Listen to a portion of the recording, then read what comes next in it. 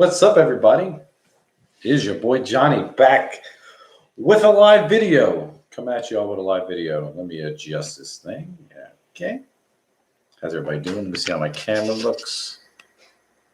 There we go. Everything looks good. Nice.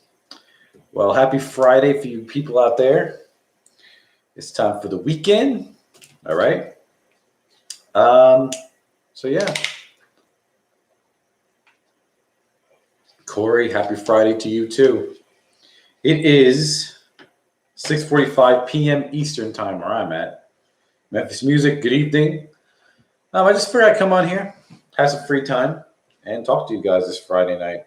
I had planned earlier to do some stuff, but they got canceled. So I figured, I have a little bit of free time. I would come on here and talk to you guys about anything y'all want. Kevin, hey, how are you, sir? I'm awesome. I hope you're doing good. What I like to do when I come on here, Pittsburgh, okay, 11:44 p.m. here in the UK. Damn, that's crazy. I think it's cool that I have people from other countries. Memphis Music, okay, from the UK.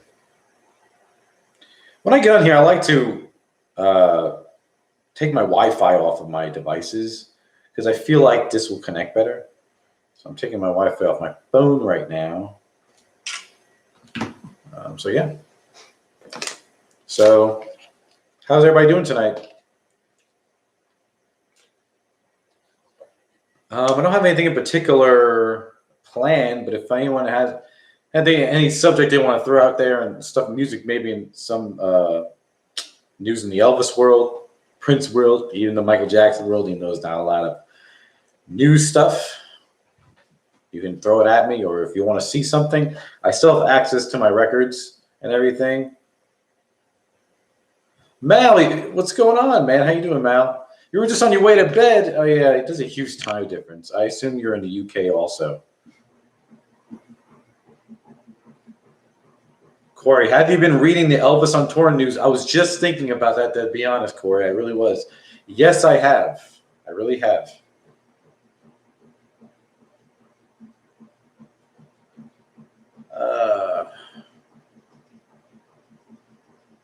Sean, how are you?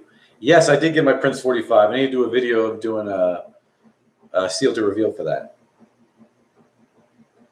Where there was news on an Elvis on tour set coming next year, but haven't seen anything. Okay, yeah. So I guess we'll talk about Elvis on tour real quick. Let's talk about Elvis on tour. There's been a lot of news going out there about there being an Elvis on tour released, a few Elvis on tour releases from FTD.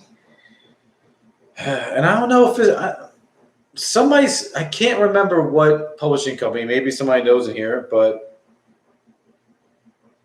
there's going to be a couple of books, huge, like a 2-volume or 3-volume book thing. I think 2-volume of Elvis on tour. I read the information, but I can't really remember it all. But I know FTD is definitely doing a release. But I don't know. But I heard news about they're going to be releasing the complete shows. I remember a couple years ago they actually had a box set from a bootleg label who did all the Elvis on tour stuff, and that was very good. So hopefully they could do a better job than the bootleg label did. I think it was Amiga Records, something like that. But it was all the shows, and it was a lot of rehearsal material from the time period. And also I remember they did a disc with the interview with the voiceover that Elvis did for the movie, like just explaining his life when he said about when he said his father said my father said that he never saw a guitar player that was worth a damn. It was like same stuff. But yeah, am I correct? Okay, good. All right, yeah, I wasn't sure. I want to say it was the same people who just did the Elvis That's the Way It Is set last year, the big 8-CD 2-volume book set from FTD. I want to say that's what it's going to be from FTD, and it's the same guys who did the two guys, Paul Grunland and the other guy. So that's what I'm thinking. And I'm very excited. And yes, whoever said it, hope they don't drop the ball. And I don't think they will. How could they? I mean, unless the mastering sucks. But I think people need to plan, especially if it's going to be an FTD set. Well, hopefully the books won't come in any CDs. Hopefully it'll just be books. But it's going to probably be an expensive set. Of course, we know from FTD, so expect that. But yeah, I hope they do something with the regular RCA release. And I even hope they do something with Madison Square Garden, even though a lot of their materials are already released. And I heard another YouTuber say this. It would be great if they came out with that other show they recorded officially on vinyl. And that may happen next year. I'm cooking something on the stove. Hold on one second. I will be right back. Yeah, they're asking anyone for unreleased stuff, Corey. Okay, yeah, Corey says they're asking people for unreleased stuff. I think like unreleased photos from that era. They're going to start putting them together. Be right back. Hold on 1 second.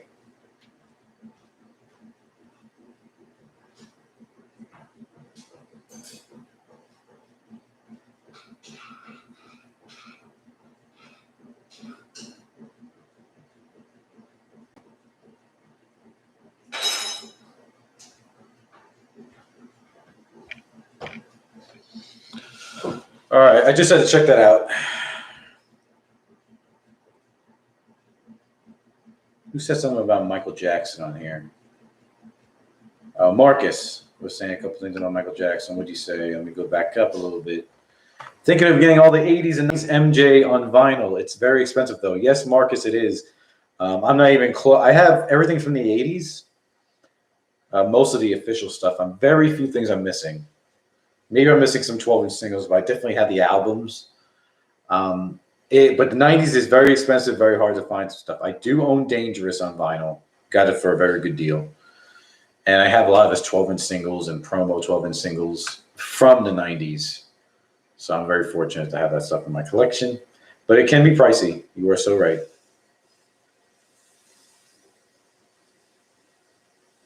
Where are you gonna go get it from? I don't. Sean. Oh, Sean's talking to Marcus. Okay. Maybe eBay or Amazon.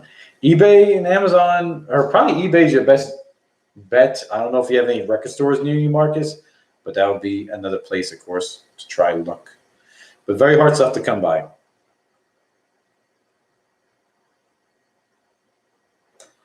Yes, and actually, Marcus, I don't have Blood on the Dance Floor on vinyl. I've seen it before. That's the pricey one in history.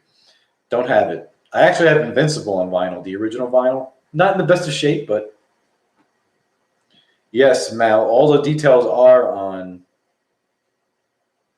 the internet. Elvis Information Network website. Good stuff. Yes, they have to do it at the Garden, the Elvis release in Madison Square Garden. That would be a good record store day release. It would be awesome.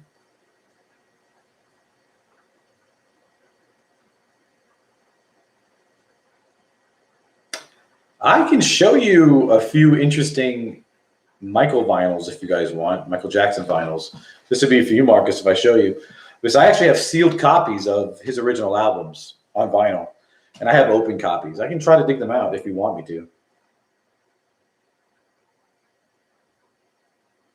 Have you got the MJ promo vinyl 12-inch DJ only with Shaky onto strange release, but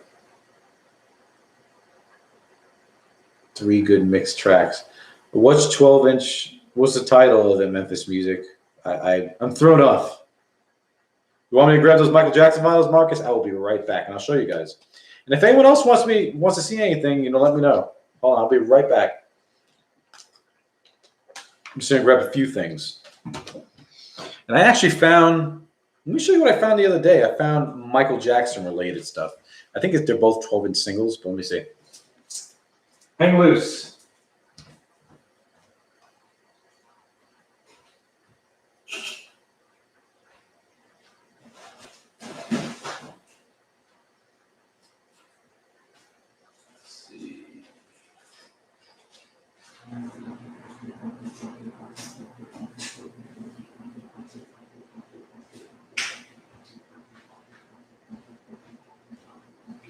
There are those.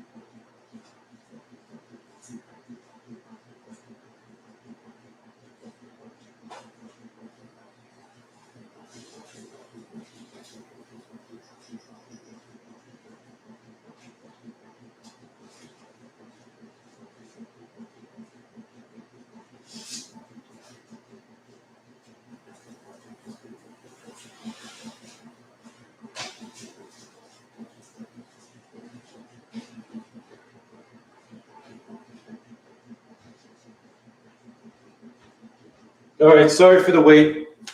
Sorry for the wait. I got the stuff right here, though. How can you hang hard, though? That's the question. Oh, how can you hang hard? I don't know.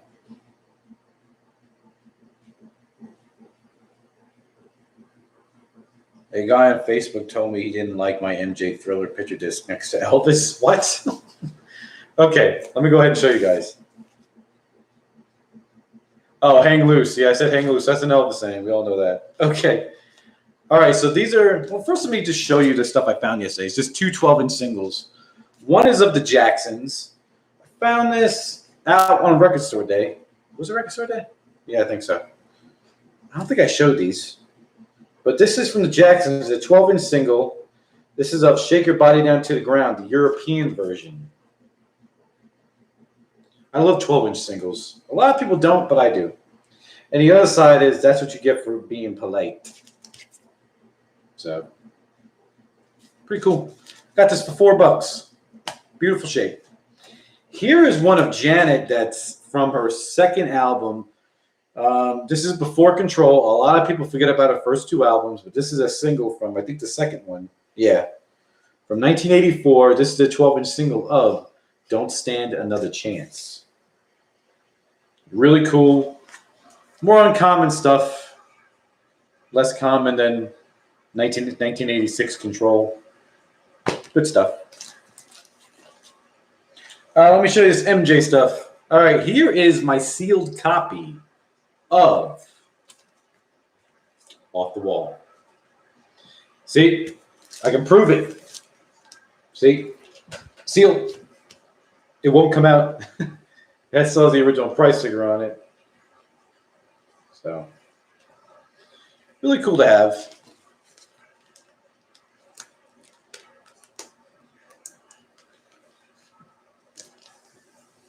So I'm glad to have this in my collection. I don't know how to determine an original copy of Off the Wall. The only way to determine, I think, is to open it and listen to Rock With You. Which there's a different mix of Rock With You without the I Want to Rock With You, clap all night, clap. You know the clap and Rock With You? In the early versions, that clap isn't in there. So that's the only way I think to know if it's original or not. But I haven't opened mine. I have an open copy, but it's not, they don't have Rock With You without the claps, basically. All right. Here is my sealed copy of, and this is an initial first pressing, and I'll show you how, of Thriller. Unopened. So, has a hype sticker for The Girl Is Mine. That's how you know. And on the back,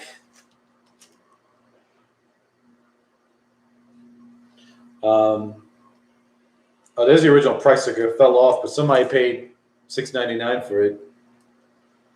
On the back, it doesn't have a code credit to Michael Jackson. So this is an initial first pressing of Thriller. Initial first pressing of Thrillers don't have a code credit to Michael Jackson. So when you're looking for a pressing of Thriller, keep that in mind. if you want a first pressing. All right, this is cool. I just threw this in here. This is the half speed master of Thriller. Pretty cool. There's a few half speed masters I want. Wow, Shawnee, never seen that? Don't Stand Another Chance 12-inch? I never seen it too. I know that Janet has a very rare 45. It has something to do with that album. I can't remember. It could even be for another country, but it's a very rare 45. But yeah, but this is a half speed master of Don't Stand Another Chance. It's supposed to be like a master sound audiophile pressing. There's other ones I wanted this. Like they have a Billy Joel one of The Stranger, I think. I would love to get that. But my cousin actually found this for me. I think he paid $60 for it, and man, I was excited. And this thing's in beautiful shape. Actually, my cousin, he just had a baby today. Actually, he had a baby boy today. I gotta call him up. I saw it on Facebook. Anyways, all right. Here is my sealed copy of. It's sealed. Of Bad. This is sealed. When I got this sealed, I think I paid a little bit more than I should have. Because I think I bought this right after Michael died. I bought the first two before Michael died, so they were a lot cheaper. But the shrink is right here. There's a tear right there, but it's still sealed. It won't come out. But yeah, this is my favorite era of Michael. If anyone knows me, favorite era of Michael right here. Boom. So bad. All right, these next two, they are not sealed, but they are in beautiful original shape. Well, at least this one is. I had to have an original Dangerous from 1991. Got this for a good deal. I think I got this for like $75. That's very cheap for this. A lot of people in the UK, I know I have a friend who sells online. A lot of people in the UK want this album for some reason. And I thought it'd be more available in the UK, but he sells a lot of these. So it was actually a record store of mine. Short story. This is where I got it. A record store of my area. He had hundreds of copies of this. He bought from a guy who used to work for Epic Records, and he had a whole bunch of these. And he came in and he sold them. It's this record store in Atlanta. But I think I don't think he has any more though. I think they're all gone. Because I think I asked him last time I was there, and he said, "Yeah." He goes, "I just got rid of the last one." But he sold them. He made it cheap for everybody to buy, and he sold them for $75 a pop. And actually, he let me look through them to find the best copy as far as the cover wise. But they were all mint, and they all had a hole punch, like as a promo. I wish I didn't have that, but you know what? I'm happy to have this. I rode my bike to the record store the day Bad came out to buy it. Wow, that's pretty cool. I wasn't even born yet. I was born in 1988, but yeah. My hair looks really greasy, man. I don't like it. It looks funny in this video, live. But yeah, so very happy to have this. Plays awesome, too. Not a mark on it. All right, this one's in a little, I wish it was in better shape, but I am happy to have it. Not easy to find. I think I only got it for $5. The vinyl isn't horrible, but the cover, I wish it was better.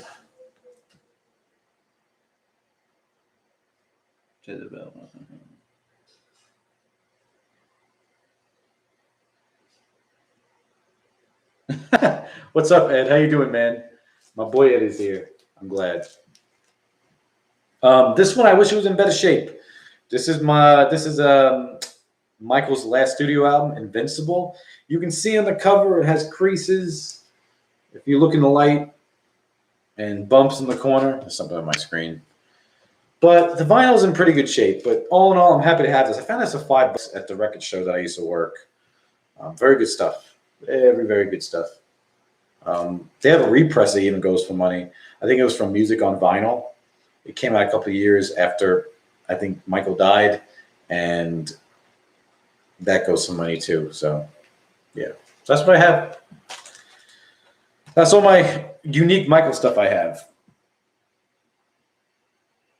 Yeah, I don't know. Sometimes the YouTube, they read certain comments and they think that it's a bad comment, but it's not. That's why I have moderators to help me. No, Ed, this is not a promo. It's just a white label. It looks like the CD. That's how the CD label actually looked too. But Does anybody have anything else they want me to show of Elvis, of Prince? You guys want me to show anything? If you guys have any questions about any releases, let me know. But Marcus, that was for you. Let me just walk away for like a minute because I have something on the stove. Let me just go check on it. I think it's almost done. So let me take it off actually so I can stay here.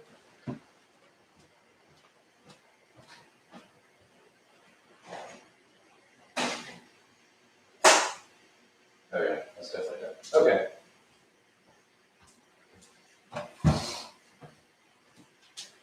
All right, I'm back.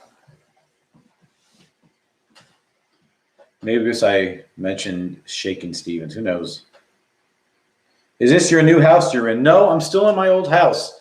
Okay, let me tell you all a story, man. Oh my gosh. Maybe I'm being over dramatic, but I'm like physically and mentally drained of buying a house. It's so draining. I've been so tired lately. My God. So I've been trying to look at properties. Let me tell you all some crazy stories. This is how crazy the market is. So I went out with my agent the other day. I found a house. I'm like, oh my gosh, that's like the perfect house. I would love to get this house. So I called my agent up. I found this piece of property. And I said, I want to check this one out. He's like, all right, we'll go tomorrow morning at 9:30, I think it was. Well, when I get there, when I was waiting for my agent, 2 different agents went through, with their customers and went through this house. I'm like, all right, I guess a lot of people are getting an early start. So we go in there, nice house. There's nothing but cosmetic stuff that it needs. Beautiful house.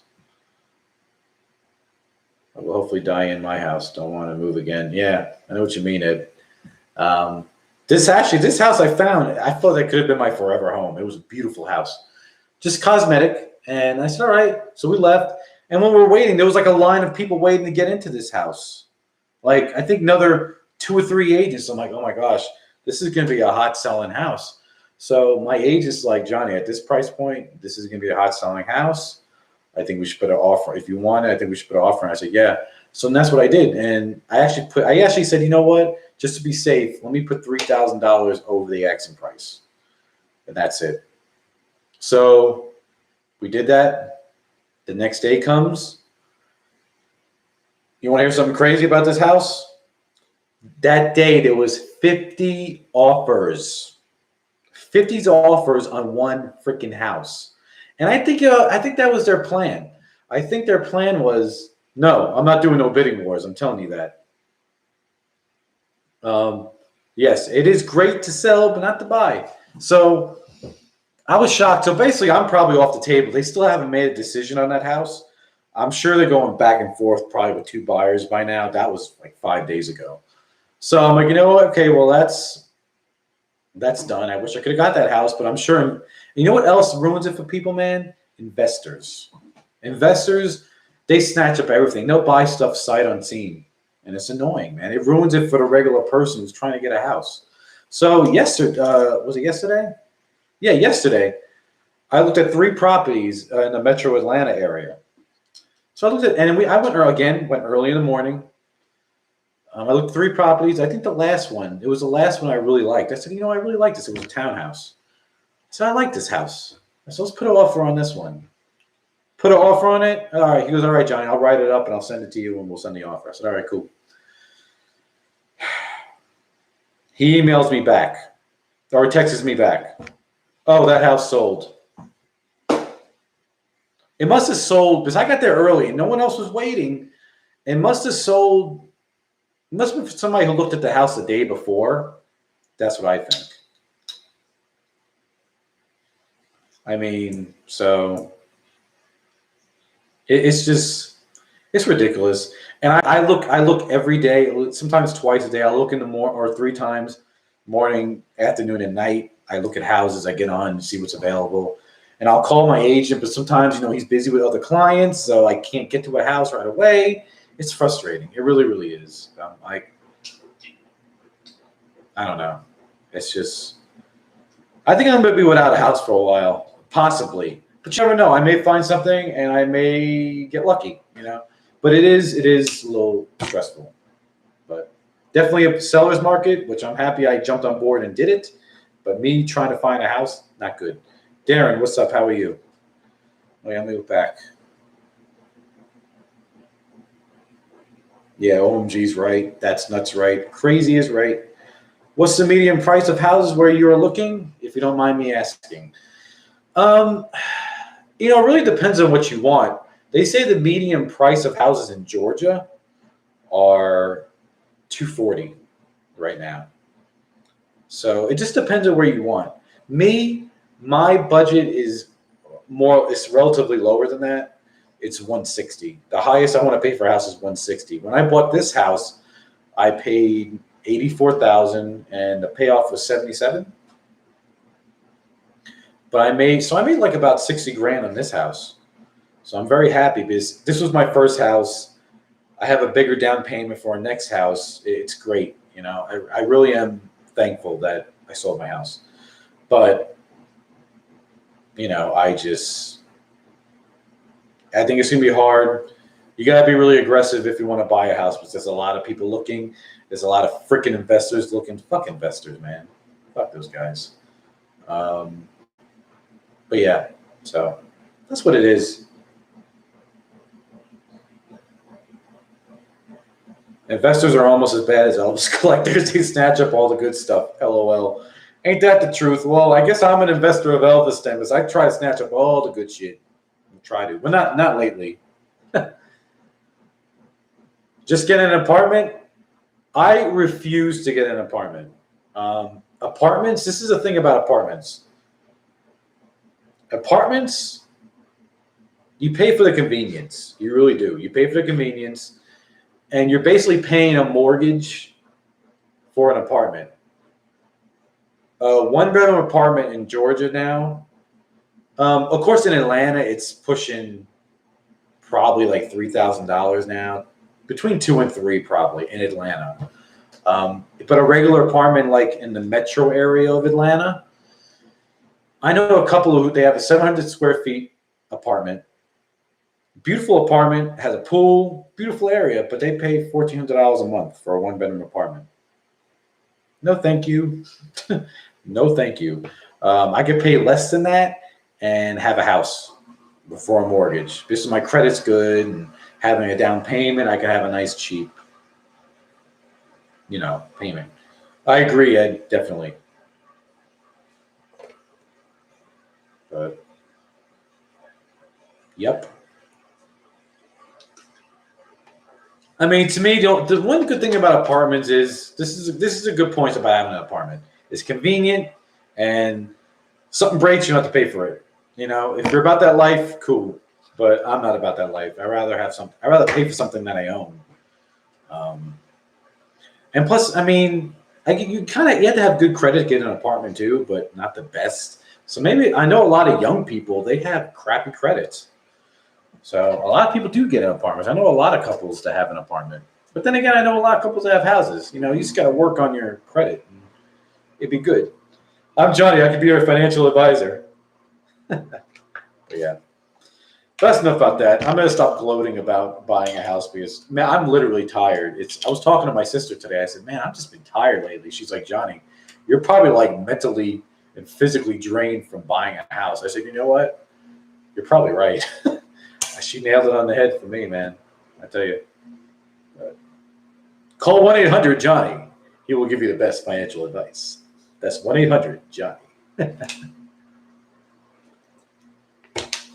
Oh, my gosh. People. Somebody locked me up. A friend recently bought me 4 cassettes of double features in a film tin. Movies are king. Kid Gallahan, Girls, Girls, Girls, World's Fair. Oh, yeah, those double feature releases. Those are cool. But, Ed. Oh, God. Yeah, double feature releases. I have some of those CDs. I actually have them for sale. I need to lower the prices on them. But, yeah, I do have them for sale, the CDs. I have like 3 of them, 3 or 4 of them. But, yeah. I'm mentally and physically drained all day, every day. Yay, lucky me. I know what you mean, Ed. Sometimes life can be draining, There's a few aspects in my life that are draining, but I guess it can be a lot worse. Definitely a lot worse. Which ones? I don't remember. Let me go grab them. I can go grab them real quick. Hold on 1 second. But anyone who wants me to grab and show anything, you guys have a question, you guys want to talk about a release, let's talk about it.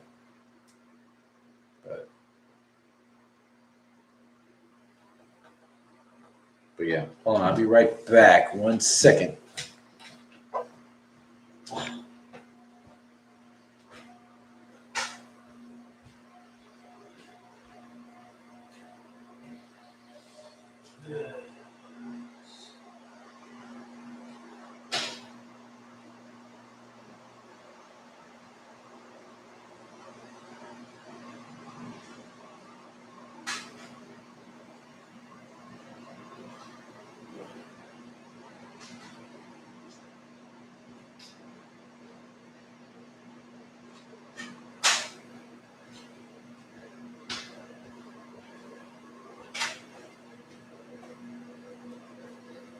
All right, these are the ones that I have.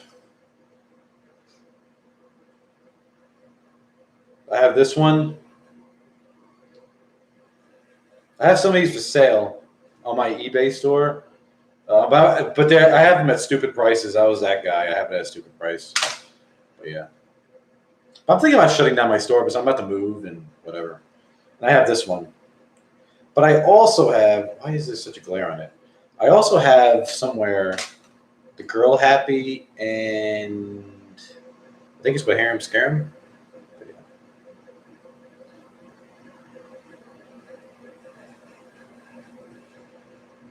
Show you the FTD book. That's the way it is. Every freaking page. I can try, you know. There's a lot of shit in that book.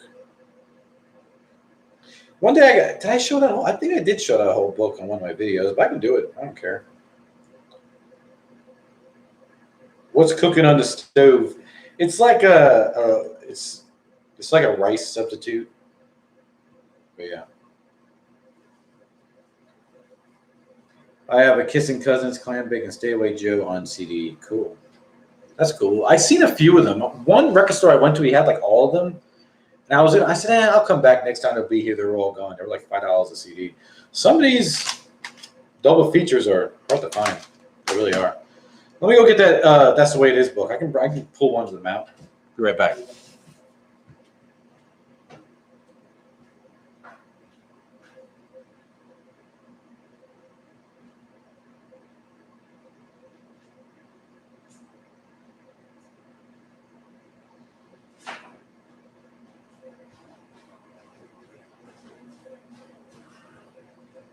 Actually, you know what? I got something cooler this show. Only because I just packed all this stuff up and I can show you guys. Maybe stuff you didn't see before in my collection. This stuff was on display in a case. Joey, what's up? How you doing? This stuff was on display in a case of mine. Here, let me just move crap around. Actually, let me just sit it on my lap. Okay. So I didn't pack it totally yet. But there's just a little bit of everything in here. There's a lot of this Elvis stuff, though. So let me show you this. First off, actually, one of these is from one of my subscribers that are in the chat right now. Actually, I got it as a gift. But these are two original TV guides from when Elvis was alive. This one is very hard to find. This is an original. It's in beautiful shape for the most part. Not a lot of wear in it, just some wear in the bottom. But this is not the reprint. So, pretty awesome. This is from 1960. This is when he appeared on the Frank Sinatra show. Really cool. I don't ever look at these a lot because they're very delicate. This one just has a thing where the sticker was, but good shape. I like that they don't have the addresses on them. Thank you, Ed. Thank you. And I have this. A sealed copy of Burning Love. How about that? Elvis's last real major hit. Stop by Chuck Berry's Ding-a-ling. That doesn't sound right. So, got that. This is from a subscriber of mine. I always wanted one of these. I wish I could get the rest of them from Prince. This is a Prince thing. I got this, the long box of Batman. Soundtrack from Prince. Awesome, good stuff. Boom. What else we got? Here's another Prince thing. This is from Record Store Day. Record Store Day release of a cassette from Prince. It was a symbol.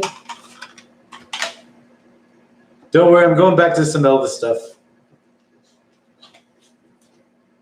Here is, I have these. I just have these in the box, but volume 1 and 2 of singles. These came out in the 80s of Elvis. I got these for a steal. They don't really go for any, they're not that valuable in the Elvis world, but they're pretty cool. So, there you go.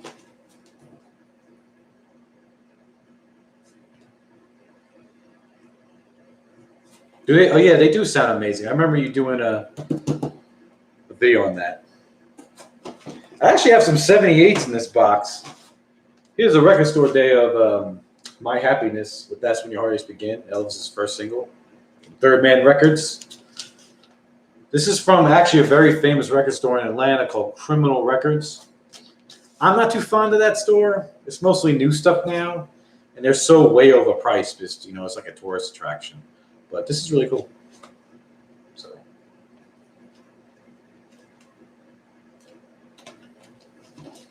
this is cool.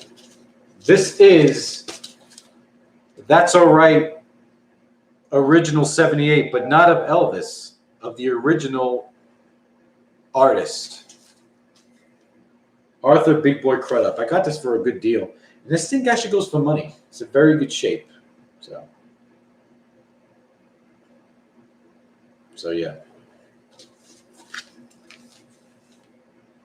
And this is, I have it in the same sleeve. This is a 78 of Elvis, all shook up. So yeah. I listen to Mary J. Blige and many more rap and R&B. Michael, it may sound corny, sounds wacky, but you know what? I like rap and R&B too. But yeah. So there you go.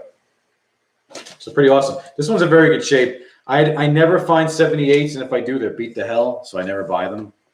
But yeah. Here's more 78s I have. This is a Sarah Vaughan. She's one of my favorite vocal jazz singers. So pretty awesome. Good stuff. That's a promo copy, too. Here's another one of Sarah Vaughan. This is Sinner or Saint with Mighty Lonesome Feeling. So.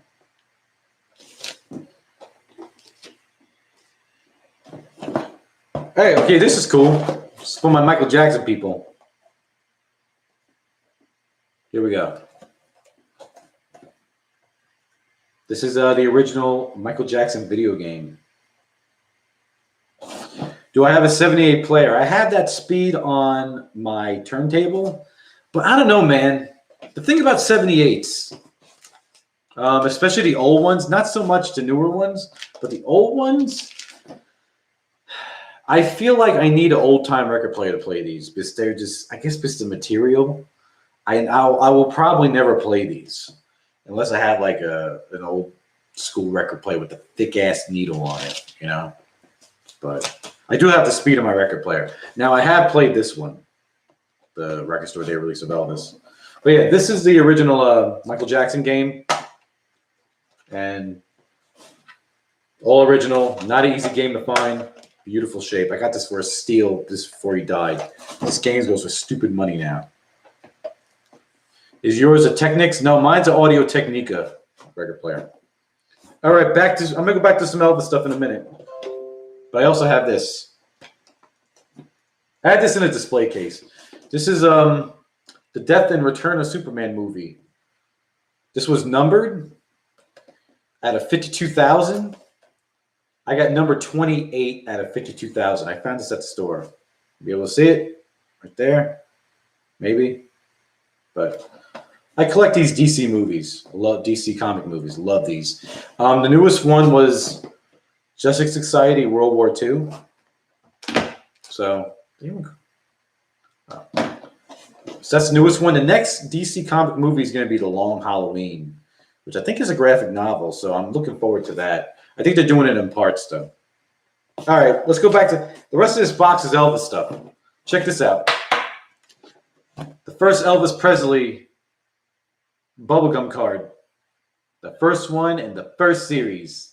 It's off center, as you can see, but it's pretty cool. Good stuff. Original from 1956. Good shape. I thought about getting this graded, but it probably wouldn't come back a good grade because it's off center. Because that's what they graded on. So, but good stuff. Good stuff. All right. I know a guy who would kill if he's. Hopefully he didn't leave yet. Oh, okay. He's still here. He just put a comment. I know a guy who would kill for this reel-to-reel tape. All right, you ready for this? You know who you are in the chat. Boom! I got the reel-to-reel tape of Elvis Country. So, yep. There we go. I have 4 more reel. 1, 2, 3, 4. Oh, 5 more reel-to-reel tapes. But yeah.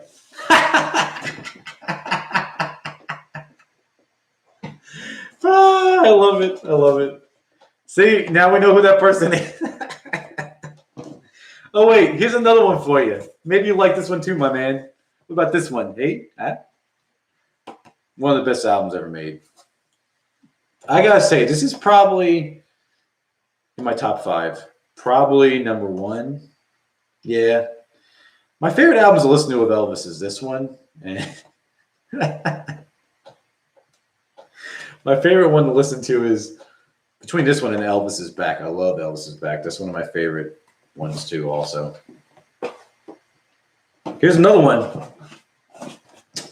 On Stage. These are like impossible to find, man. Even on Discogs, some of them never even sold. Some of these I have. They never even sold on Discogs, and this actually could be one. So yeah, it's really crazy. But there you go. The fun part is going to be putting all the stuff back in the box. I need to give real try to get the Christmas radio special last week, but went too high. Oh, the Christmas special, real. I know what you're talking about. Yeah, that one always goes up. Open up the box. All right, I'll open up on one of them, but give me a chance. I'll do it in the next one probably. Here's another one. This is like a double one. This is actually one of the more common ones. Ed, neither have I. I got all these reel-to-reels, I think, online. I think every one of them I did. I'm pretty sure. Yeah, I got them online. I think I paid like $50 a piece for them. But I'm like, I'll never see them. And when these do come up online, they go for stupid money. But actually, here, let me just open this one to give you all an idea. I'm not going to open all of them, but there's a tape. But I really would like to get a reel-to-reel player. I seen one. There's this guy in this antique store. He sells nothing but records and old stereo equipment. And I think he had like a Sony one, so it was probably a good quality one, but I didn't buy it. I think he wanted like $200 for it, which isn't a bad price. I need to learn how to load it and all that stuff because I don't want to mess up any of these tapes. Okay, there's one more in the box after this. Here's a 68 comeback special one. I've seen reel-to-reel tapes out there, but not of Elvis. I've seen like one of my other favorite guys, Johnny Mathis. I've seen Johnny Mathis. Yeah, I know what you mean, Ed. I mean, if I see these, I really don't seek them out. I just wanted to buy a few. But if I see them out there and they're in good shape, the covers and everything, I'll definitely buy them. But I know a person who has a Aloha from Hawaii one, but yeah.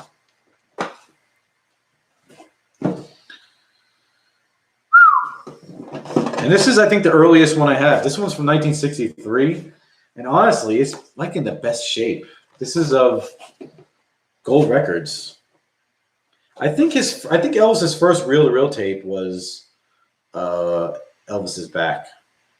But yeah, because it really came out in 1960. So,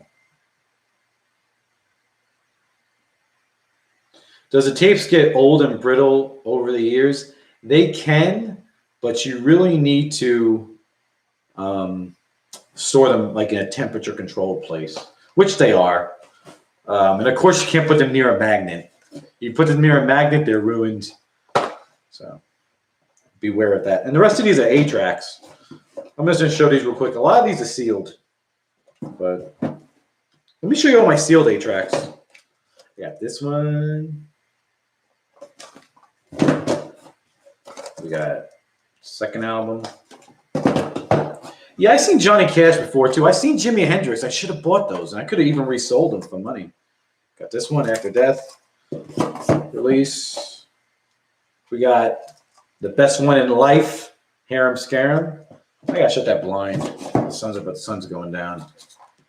We got Volume 2, Gold Records. We got, what else we got? Sealed. These are more sealed ones. Volume 3, Gold Records. There you go. We got Girl Happy.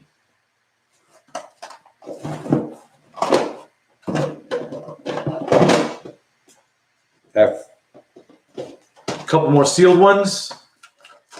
Loving You. And we have for LP fans only. I've been buying 8-tracks if they're in good shape, like the sticker on them, the box. I have a lot without the boxes, but I do have some. All right. And here's 3 others that are sealed. It's Frankie and Johnny. Pickwick release. I don't know what this is. It says Elvis interview. It's not an official RCA one, but. And here is the Pickwick version, Separate Ways. So.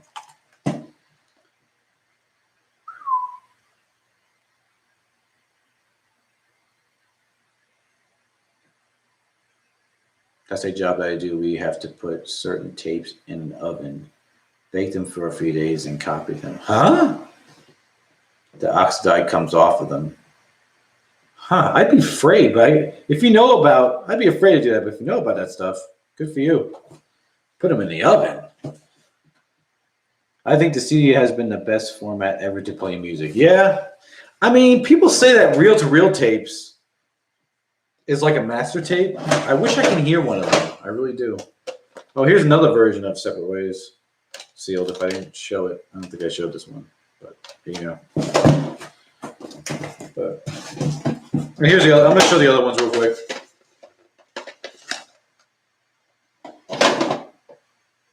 Yeah, this is parts 1 and 2. Paradise Hawaiian style.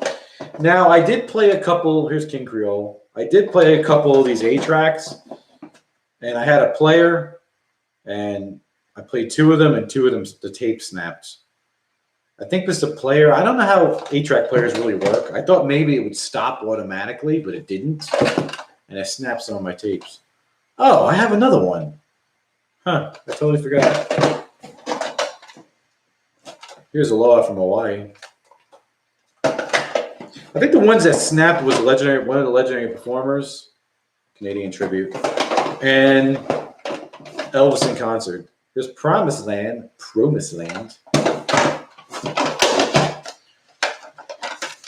And actually, my grandfather got me a lot of these because he used to do volunteer work at St. Vincent de Paul in Florida, in his part of Florida in Tampa. And we used to visit down there every year, and he saved a lot of these for me as a gift. Since then, he has passed away. So look at these, pretty sweet, awesome. Oh, and here's another one. Elvis Country, Elvis Now, Elvis Then, Legendary Performer. Volume 1, Legendary Performer, Volume 2. What's up, Alan Marks?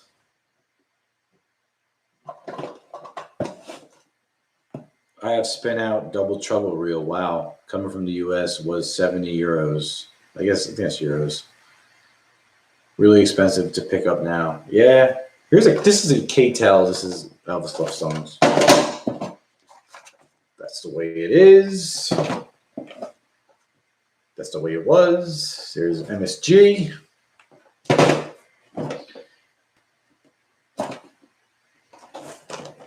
Oh, I missed a sealed one. Here's his hand and mine, sealed. Pretty cool. How great thou art. There you go. Oh, I have another Aloha from Hawaii. I have two. And the Elvis album or Elvis the Fool album. So there you go.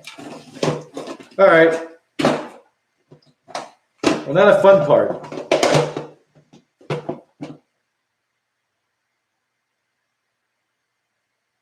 That's really cool, Ed. You ever want to sell the Elvis country thing, which you probably don't, let me know. That'd be cool to have. I would love to have an 8-track with the original sleeve, like of the actual album cover. That'd be sweet. Very fortunate to have that. I've seen a few of those 8-tracks online. Going for stupid money. All right, now I got to put all this shit back. Yay. Awesome. Woohoo. All right. I wish I remembered how I had these packed in the box.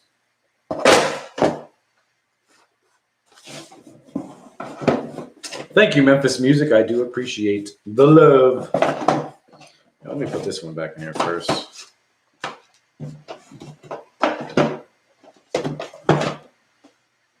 Have you been collecting for a long time? I just started, LOL. Yes, Alan. I've been collecting since I was about 13. 13 years old.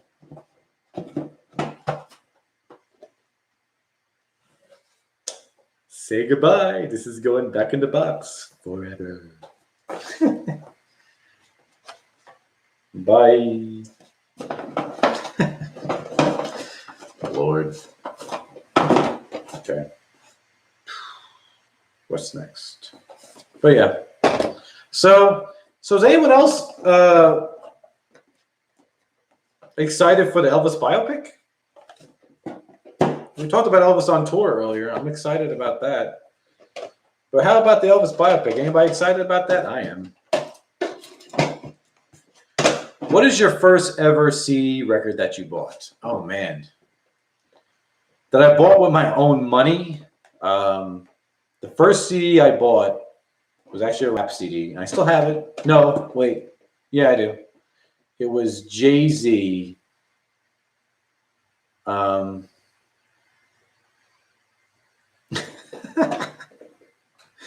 Stupid as hell. It was Jay-Z the Black Album, which is a great rap album. So that was my first CD and first album. I can tell you the first Elvis one I bought. It was "Loving You." It was an original copy, and I bought it off eBay. I think it was between that or it was an original Thriller album. Or Billy Joel. I can't remember. That was so long ago. Cannot remember. But yeah. So.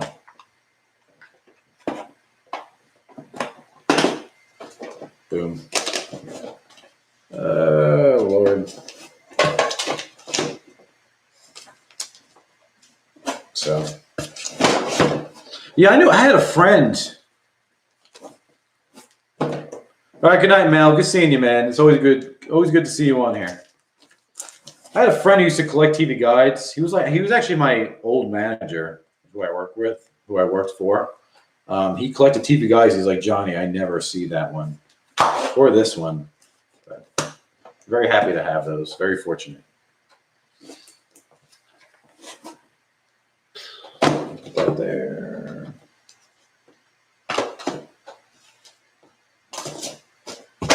Boom. All right. That's everything in this box. Yo, it is hot as hell in here, and I do not know why. AC's on. Shit. I just sold my house. I hope it's not crapping out. For the next guy, you know. But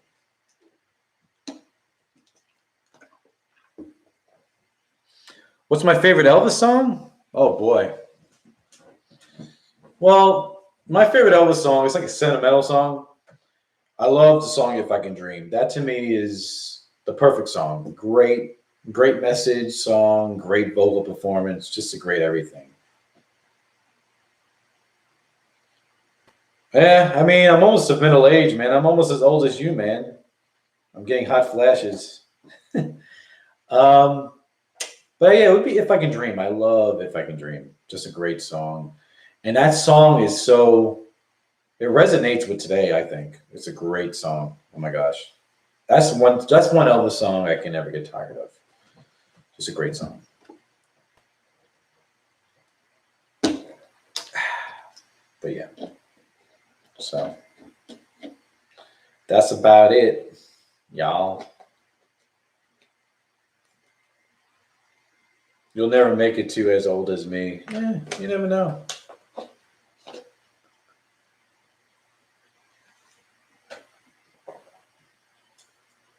Yeah, but see, this is the thing. I'm getting older, but I still look the same. You know, I don't know.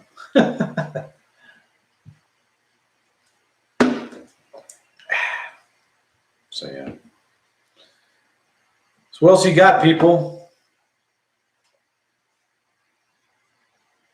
68 comeback special, yeah. My favorite era of Elvis at his peak is 68 to 70. Yeah, 71 probably. That's the way when he looked the best, sounded the best, everything. I wonder what the next official RCA release will be. I really hope FTD does potluck sessions for 2022. Anthony, that would actually be for the 60th, but I hope so too. I know definitely next they're going to, sometime, I think probably later this year, FTD is going to do the Blue Hawaii session box set, which I may skip on, but I'm not going to hold my breath because I'll probably get it because I'm a sucker. So yeah. Sean, you caught it. You get the big prize. I don't know what it is, but you get the big prize. Prince did say that. Prince did say that during the concert when I saw him. When I saw Prince in concert, he was talking to the audience. He goes, how am I getting, he goes, how do I look the same and y'all are getting older? That's what he said to the audience, which is true. But Suspicion, my favorite song on that. Yeah, that's good too. 72 and 73 too, MSG and Aloha. Yeah, I mean, 72 and 73, I mean, they're great. MSG and Aloha are great. But I think even by 72, this is just my opinion, but I don't think Elvis sounded like shit or anything. But Elvis's voice to me did start to falter very quickly. I mean, he basically returned full time 69, 70, but I felt like his voice was starting to falter a little bit. It had that shaky thing on it sometimes. But I think when Elvis was doing a big thing like MSG or Aloha, he was ready when he was supposed to be. And he did sound good. But a lot of other stuff, man, he didn't. I'm telling you, man, Elvis was overworked. He was probably the most overworked entertainer, one of the most. I mean, I don't know if you all watched Elvis the Searcher. I liked it. Some people didn't, but I did like Elvis the Searcher. It broke down at one point at the second part, almost at the end of it, how many shows Elvis did a year. Elvis did a lot of shows, man. I mean, think about it. He would do 4 weeks in Vegas, a dinner show and a midnight show for 4 weeks, like every night. Then Elvis, on top of that, he would do late. And then at one point, he started doing Lake Tahoe for 4 weeks, dinner. I'm assuming a dinner and a midnight show. And then he did these little tours throughout the country in between, like 15 cities tours, different city every night, sometimes doing 2 shows a night or 2 shows a day. So Elvis was, man, he was overworked. I mean, it's a shame that he was getting taken advantage of. And I gotta imagine, man, that would have to be boring. I mean, Elvis was at a time where he didn't have to probably work as much. But then again, he spent a lot of money, and then his manager was taking a shit ton from him, you know. Yeah, see, that's what I mean. Some people didn't like The Searcher. I liked it. I can see how The Searcher, Elvis the Searcher, can be boring. Um, but yeah, this Elvis the Searcher was very thorough, almost too thorough. I did watch it a couple times. I enjoyed it more the second time. So, but yeah.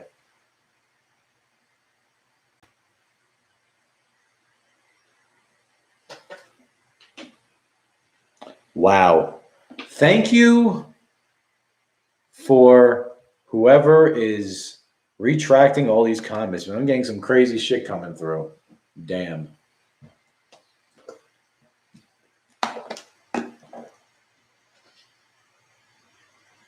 Elvis is sweet, 60 to 63. I agree. Worked his ass off all his career. He did. The 70s, I know so many people who saw Elvis in the 70s. I'm so jealous. Um, you know, just imagine being there. I wish I could have saw Michael. I wish I could have saw Prince more. I saw Prince twice. I mean, I was fortunate to see him that time. So, but,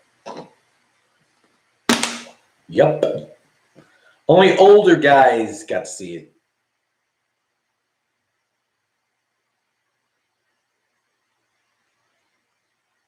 That doesn't sound right. I am going to retract that shit.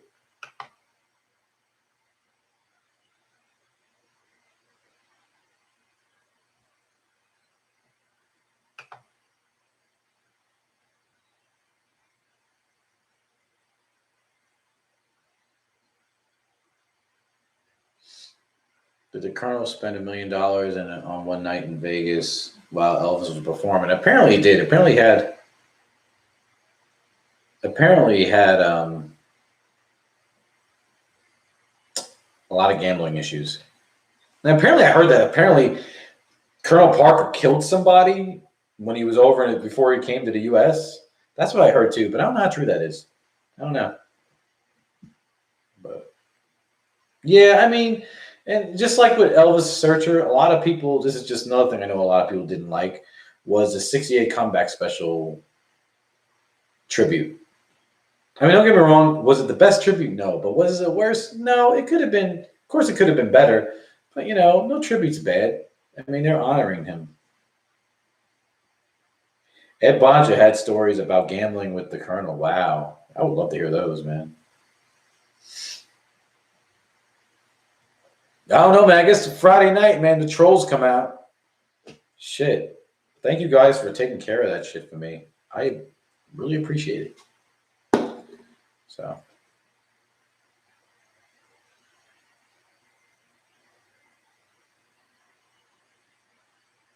But, yep.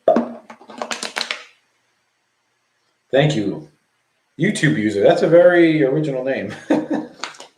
I've been looking at, I'm not gonna lie, when I saw YouTube user, yeah, fucking was right. I almost thought that was like a troll too, but I'm like, okay, maybe that's a real person. What's going on, Kenneth? There he is. There's Kenneth. I always see you in these chats. How are you?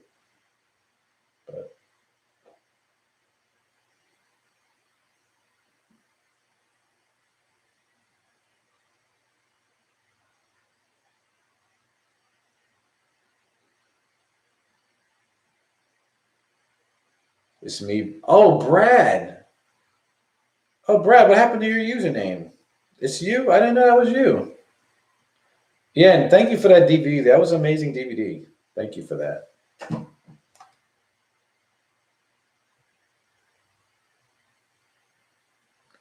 Man, all you people, man.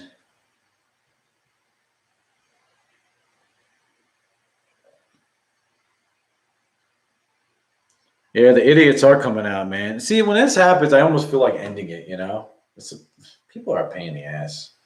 Like, how does it happen? Did you buy a house yet, Johnny? No, I haven't. Still on the hunt. Still on the hunt for a damn house. What is you guys's favorite Elvis movie? Oh man, I have 3. Yeah, everybody put their favorite Elvis movie in there. Elvis Presley records. There he is. Elvis Presley records. Where in the heck have you been, my boy? How you doing? Elvis Presley records. You may hear some stuff in this chat that you do not want to hear. So, just saying.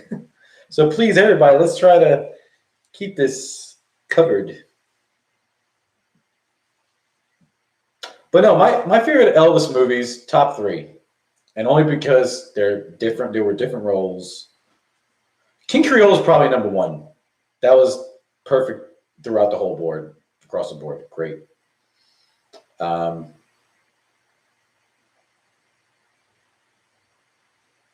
okay, cool.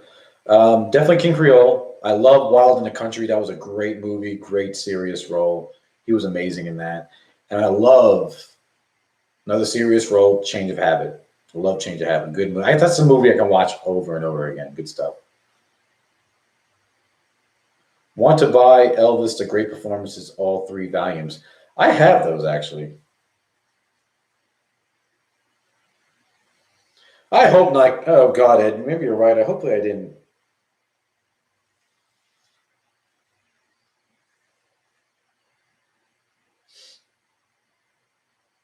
Yeah, King Creole, man. If you guys don't have King Creole on Blu-ray, I highly recommend you get it. It looks freaking amazing. It really, really does. It really does.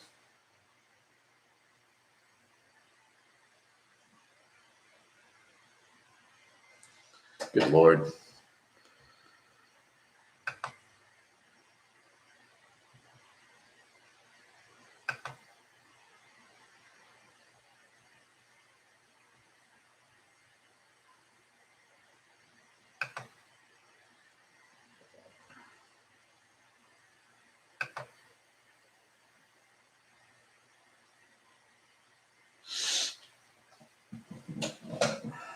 Wait, somebody puts, yeah. I actually really like Tickle Me, Change of Habit, King Creole, and Jailhouse Rock. Well, I like the other ones from the 50s, but those are the first ones that come to mind. But Tickle Me was actually the first Elvis movie I ever did see. Follow That Dream was pretty good. But see, those ones with all the same songs. Hey, Curtis, what's going on? How you doing, man? With all songs in them, like once they're at the 60s, I can only watch 2 in a row, and I'm done for most of them. But there's certain essential ones I can watch. Clambake, I remember when I was younger, when I first started liking Elvis, I loved watching Clambake. There was something about that movie I did like. So Frankie and Johnny, I used to watch that one a lot too. Now the one I think Elvis's worst movie is Stay Away Joe. Stupidest movie ever. There's literally no point to that movie. I don't like that movie. I don't like, what was the other? Harem Scarum, not as bad as Stay Away Joe, but same with Trouble with Girls. You know what's crazy? Trouble with Girls, if you haven't seen it, it has Vincent Price in it. What the hell was Vincent Price doing in Trouble with Girls? He's in it for like 2 seconds, and then he's out of it. It's really crazy. I don't even think they gave him credit for it, because he's not even on the credits, I don't think. That's how bad it was. He probably didn't want to be a part of that crap. But yeah. Do you like GI Blues? Yeah, oh yeah, I love GI Blues. That's another good one. Yeah, actually, I saw they're coming out with. They happen at the World's Fair on Blu-ray. It's for pre-order. I don't know if it came out yet, but I know it's definitely on Blu-ray. That's actually a pretty good one too. Girls, Girls, Girls. When I was a kid, I used to watch that one too. Maybe for other reasons. No, I'm just kidding. What else? It's so funny, Elvis Presley records. You talk like an adult, like the way you type. It's hilarious. I think it's awesome, though. Funny. I can only get through 10 minutes. You sound like an old man. Doesn't Burgess? I know what you're talking about. He was in the Batman series, dressed as an Indian in Stay Away Joe. He does. I think he was a penguin. Wasn't he a penguin in the Batman live action series in the 60s? I think he was. Yeah, Double Trouble. I feel like Double Trouble is trying to be like with the. It had like a little Pink Panther feel, but wasn't that good. Okay, yes, he wasn't Batman. Okay, I knew it. But yeah, so I would play music in the background, but I don't get no strike against me. Okay, I have a question. There's a channel on here called, oh damn, what is it called? He just put a video up today. You guys probably know who he is. He's out of the UK. He does amazing videos. Let me look him up real quick. Because I just wonder how some channels don't get copyrights strikes. Let me see. Wow, without my Wi-Fi on my phone, man, it sucks. Where is it at?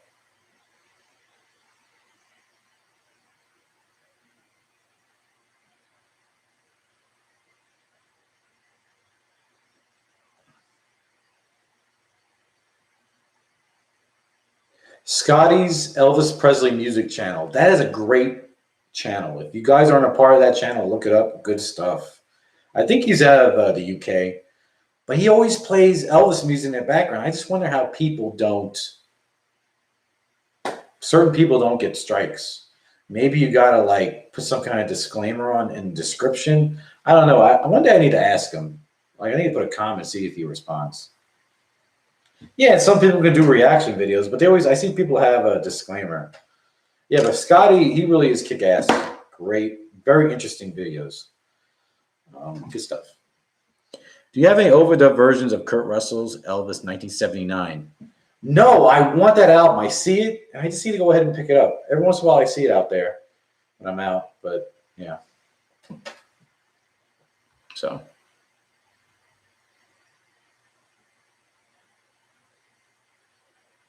I play music at times so far, no trouble at my end. I think when it's at a certain volume, it can't pick it up. But knowing my luck, if I play something, it'll probably pick it up. So I'm not even going to try. Because I remember when I first started doing videos, I did play music in the background. And it got picked up a couple of times. And I'm like, okay, I guess I can't do that no more. So I think if you play Elvis these days, they take copy control and control the ads. Oh, okay. I don't know. One day I'm going to put a comment on his channel and ask him how. And there's other channels that do stuff.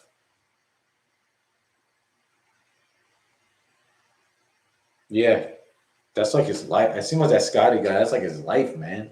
Good stuff. All right, Ed. Glad you came by, my man. I hope your Viva Elvis plays good. I got a copy of that too. I don't think I opened mine yet, though. But yep. But good seeing you, Ed. That's my man right there. I have like 10 or 15 copyright claims. Yeah, you got to be careful there, man. EP Records, you got to be careful.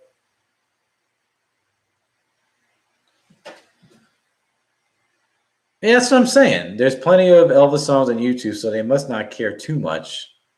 All the FTDs are on here. That's true. All right. Thank you, Kevin. Thank you for coming by. Appreciate you.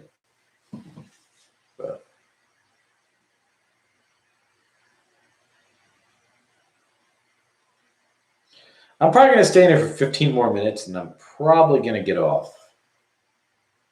Do you like the song Hard Luck? Yeah, I do like the song Hard Luck. That was on the Frankie and Johnny soundtrack. I enjoy that song. I got the hard luck. The hardest kind of luck you'll find. Something like that. Are the copyrights universal or on YouTube, or do they go by country? And that's another thing. I think they do go by country. I think different countries have different copyright laws. My lucky number is 13. I think with yourself, Ed, and Scotty, I get good Elvis fix to keep up with everything. Elvis release-wise. You guys have cost me a fortune the last 12 months. Sorry, Memphis Music. I don't try to. I mean, I just like to be honest and give you guys my honest opinion of what I think. um, are good releases or what's not. I like to give my opinion. I have a playlist of all my reviews that I did of certain releases. If you haven't seen them, they're on a playlist. But what is your favorite song from Elvis's Back? Oh man, that is just a great album. That is so hard. Because I know that whole album. Just let me know it. The Girl Next Door Went Walking. Such a Night. Reconsider Baby. Like a Baby. Girl of My Best Friend. I don't know, man. That's hard. That's such a great album. If I had to choose, I guess I would choose Reconsider Baby. It's a good blues song. Awesome stuff.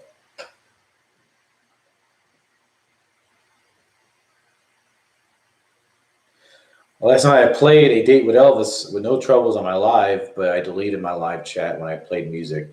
Yeah, I think that if you delete it in time, they don't catch stuff right away. Sometimes they do, sometimes they don't. But if you delete it, they probably can't do it. I mean, see, I do like 50s Elvis. I like the 50s, 60s, and 70s Elvis for different reasons. Everyone likes 50s Elvis because he's like the controversial, censor Elvis thing. He was a cool, good-looking guy, rocking. I like 60s Elvis because like Elvis is Back from Elvis in Memphis. Because even like Elvis is Back, his voice matured so much, and I like his voice a little bit more than I did than he had in the 50s. Because his voice was still like really young, but even when he turned 25 out of the army in 1960 doing Elvis is Back, his voice matured a lot, and the songs he definitely fit his voice. But like 68, 69, 70, his voice changed again, and it like during the 68 special, it had like that raspy sound to it, but in a good way. And his voice just sounded great in 69, 70. In my opinion, Elvis's voice started to falter a little bit in 72. By 72, and that little shaky thing, but it doesn't mean he sounded like crap. I just prefer 60s and early 70s Elvis as far as his voice maturity and the way his vocal performance is, how it sounds. Have you bought any more Elvis records? I'm trying to calm down. I have other things I got to buy, but I did find some stuff recently. I think I showed it on my last live, but I don't know. But I found a few records. I'm at a point where I'm just buying different pressings of Elvis Presley records. Stuff I have already, but just different pressings. What do you think of the Elvis That's the Way It Is 1970 version? Okay. Documentary version. Okay. The 1970 documentary version has good performances that are not in the newer version of That's the Way It Is. But the thing that sucks about the 1970 version, all the cut, there's too many cuts, It'll cut to people talking, and it'll cut back to Elvis performing, and cut to people talking, and back to Elvis performing again. But the selection of performances that are on the 1970 version of Elvis That's the Way It Is would have been great on the 2001 version. But have you got the new Record Store Day releases? I did get the Prince release. There was no Elvis release this year, so on this Record Store Day, and not even the next Record Store Day drop. But I did get the Prince, The Truth release, which was great. Can't listen to it though because my record player is packed away right now because I'm moving. So, I wish. Yes, I agree. Too much interviewing, but that's why it was a documentary because there was interviews in it, and it has Elvis rehearsing and just talking. So that's what it is. And I did buy. What else did I buy? Now I bought these other releases at Record Store Day just to resell because they were hot releases. I bought Lady Gaga. I put it online. I sold that in like 20 minutes. Made a profit on it. And I also bought what do you call it? the Steely Dan releases. There was 2 albums that have never been on vinyl in the U.S. So, what is the most valuable Elvis record you own? Damn, I have a few valuable ones that are. If I sold them, I probably wouldn't get them. I probably would never see them ever again, or at least in that condition. I do own a Sun record, but it's not in good shape. It'd be worth more if it was in good shape. I have Mystery Train, but that's actually one of the more common ones to find. But I do have that. That's pretty valuable. I have a beautiful copy, especially of the cover of the '57 Christmas album. I have a beautiful copy, 2 beautiful copies of Elvis's first album, original pressings. I have some rare 45s, other rare 45s. So, I don't know, man. We have 2 in the UK. What record store day releases were they? Memphis Music. Because I know that. See, that's the thing. The UK. I gotta say about the UK. People from the UK and his fan base, Elvis's fan base in the UK, they appreciate him more than the US audience. I gotta say that. Elvis still hits the charts in the UK now. After all these years, Elvis, I feel like he doesn't get enough love from the US audience on the charts. So I gotta say that about and that's why I think the UK, they do more releases of Elvis because they get more of a better response. So no, I have Mystery Train on 45. Yeah. I sort of prefer watching VHS to DVD, maybe because it gives you an older feeling. Well, I don't have any. I got rid of all my Elvis VHSs. I'm the type of person now. Certain things I don't collect everything of. Like I don't collect VHSs. I don't collect cassette tapes. If I did, I just have a lot of crap. And I'm actually, there's a lot of stuff I've been getting rid of. Not in my Elvis collection, just stuff in general that I own of certain things. I think Mad Professor and other GI Blues. Hopefully I am collecting them tomorrow. But yeah. If you guys could give me if it has to be greatest albums. RCA here in the US needs to put out more Elvis, even if it has to be his greatest hits albums. I think periodically they do need to put stuff out like that. Compilations, hits to capture an audience. Because I gotta say, man, when I remember when Elvis 30 #1 hits came out, that's when I became a fan. And that's, I think, the last time they really pulled in a lot of new Elvis fans. So people who are my age became Elvis fans. Because I was about 13 when that came out, Elvis 30 #1 hits. Everything recycles. I think that people are afraid that Elvis is going to fade away as time goes on, but I don't think he never really will. There always will be some type of audience, but just everything recycles over time. You know, I really do believe that. Just like with fashion stuff, some stuff in the fashion world recycles in time. So.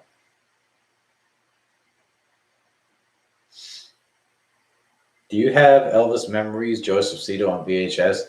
I had the DVD, but I got rid of that DVD, I think. I don't have that DVD no more of Joseph Cito. But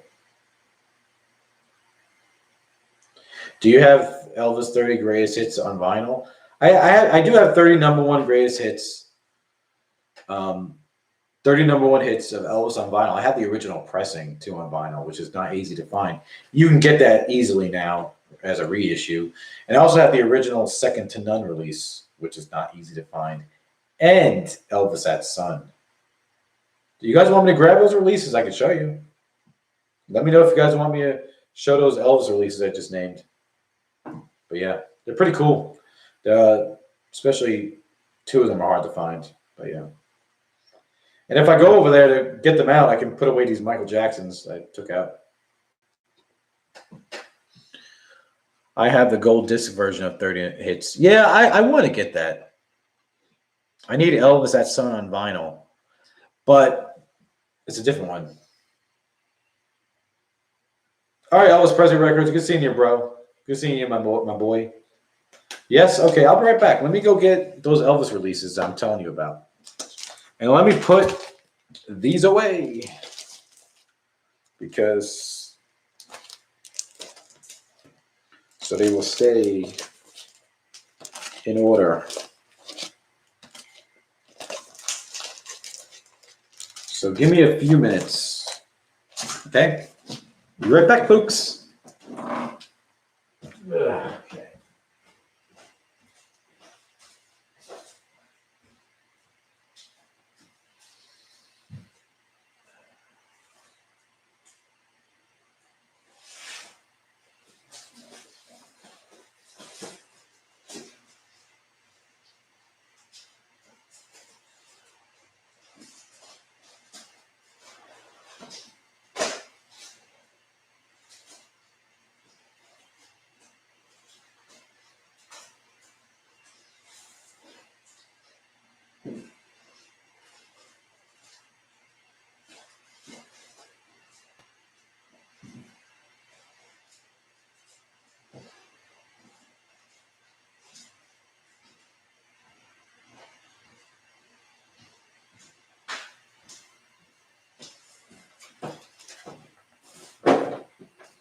All right.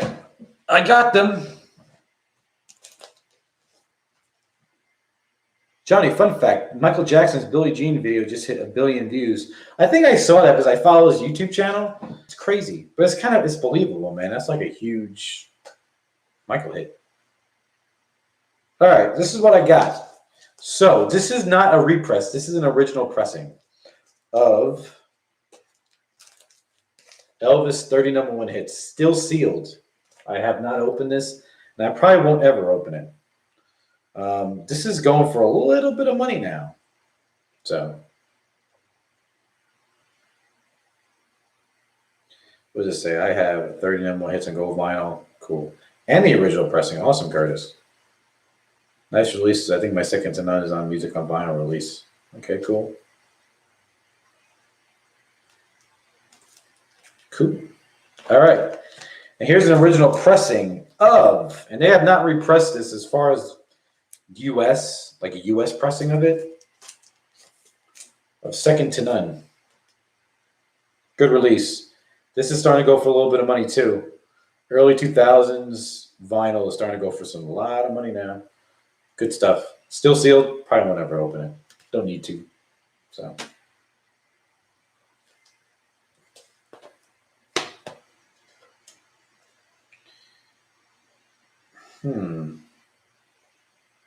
This is very, now I know this already is going for a crap ton of money. This came out in 2004 for the 50th anniversary of That's All Right and Elvis That Son. This is Elvis That Son. This is still good, but now they have, the hell? There's like a piece of hair on it. Now they have A Boy from Tupelo, and so this doesn't matter, this release anymore. Boy from Tupelo, that sounds really good. I did open and listen to that. But yep, so pretty cool. What's this?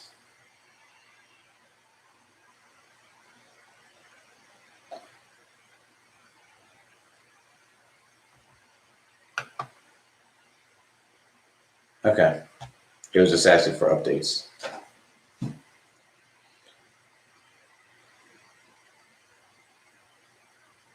Is there any you would not sell regardless of price, or does anything have its price?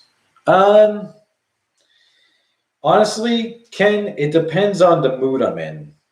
If I want to sell something, actually, I'm thinking about parting with something in my Prince collection if I get the right price. And honestly, and that's the thing. There's certain things I have in my collection. Let me lower this a little bit. There's certain things I have in my collection that I'll never, if I get rid of it, I'll probably never see it again. If I do see it again, it'll be years and years. So I don't know. You're welcome, Alan. You are so welcome. But yeah, I don't know. I think everything has a price, but it depends on what it is, and it depends on my mood. But But yeah, there's a few things I thought about parting with recently because I can make a crap ton of money on them. But they're both in my Prince collection. But if I sell them, I may not see them again. This is the thing, people. At the end of the day, honestly and truly, like say I came, for example, say I came up on a hardship or something. At the end of the day, you gotta remember. I mean, yeah, these things they're fun to collect, but at the end of the day, they're just things, honestly and truly. And you can't take it with you when you go. You can only enjoy it when you're here. So I mean, you can either. At one point, there will be a point where I will sell my whole collection. Do I know when that day is going to be? No, but I'm guessing it's going to be sometime in my 50s. I'm going to be 33 in August, so I probably have like another like 20, 25 years before I sell my stuff. Unless something happens like in a fire or something, if I had a fire in my house. I mean, don't get me wrong, I'd be really depressed and upset, but there's nothing you can do. There's just things, you know. And actually, me and my friend, he collects a lot of vinyl. I mean, a lot of vinyl. He collects a whole genre. He don't just collect an artist. We were talking about that one day, and he said, Johnny, how would you feel like, what if you had like a fire at your house and you lost all your stuff? He goes, well, what would you do? I said, honestly, man, I don't know. I said, I don't think I'd be probably too distraught, too sad, too depressed to even collect again. But like I said, there are things, you know, stuff happens. Over time, of course, I'll get over it. It's not like somebody died in my family. But it would suck. It would really suck because all the years it took me to get all this stuff that I have, if you guys see my collection, man, it would it would take years again. I'd be an old fucking man until I got all that stuff again. But chances are I would never get all the stuff that I have again. Never. I have so many things in my Elvis collection. If I got rid of, I would never see them again. But I could get a pretty penny for it. And that's another thing. And I want to sell it. If I do sell when I get older, I want to sell it at the right time, like when vinyl is hot. Let's face it, people. Everything comes in waves. Sooner or later, this vinyl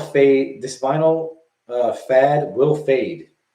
I think it's here for. I think it's going to be here for at least 5 more years. This fad, because this fad's been building up and building up over the past, I don't know, I would say 5-6 years.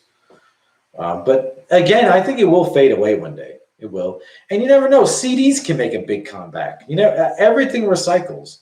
I don't think we'll never see 8-tracks or cassettes like that come back, but some people do collect them.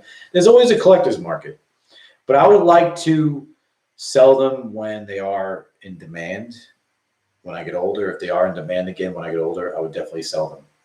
If I was like in my 50s or maybe early 60s, I would definitely sell them. So, but yeah. Ed from the King Court is still collecting. So yeah, he's still collecting, but that's his choice.